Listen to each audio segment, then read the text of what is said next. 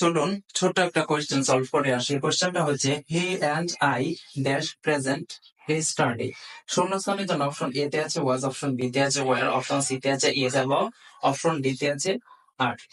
দেখুন, মনে রাখবেন কোন বাক্যে স্টার্টে কথাটা থাকলে সেই বাক্যটাকে পাস্ট ইনডিফিনিট টেন্সে লিখতে হয়। আমরা জানি ইজ এবং আর প্রেজেন্ট ইনডিফিনিট টেন্সে বসে, তাই সি এবং ডি আমরা সর্বপ্রথম বাদ দিয়ে দিব। এখন বাকি রইল ওয়াজ এবং ওয়ার। এই বাক্যটার সমাধান করার আগে চলুন রুলসটা দেখে আসি। সর্বদাই এই রুলসটা মনে রাখবেন, এর দ্বারা দুই বা ততোধিক সাবজেক্ট যুক্ত হলে ভার্ব হবে ফ্লোরাল, অর্থাৎ একাধিক নাউনকে যদি এর দ্বারা যুক্ত করে সাবজেক্টের জায়গায় বসানো হয় তাহলে সেই বাক্যের ভার্বটা হবে ফ্লোরাল। তাহলে চলুন এই রুলস অনুযায়ী বাক্যটা কমপ্লিট করি। যেহেতু এই বাক্যে এর দ্বারা হি এবং আই কে যুক্ত করা হয়েছে, সেহেতু এই বাক্যে আমরা ফ্লোরাল ভার্বটা নিব। তাহলে he and I were present study. সে এবং আমি গতকালকে উপস্থিত ছিলাম।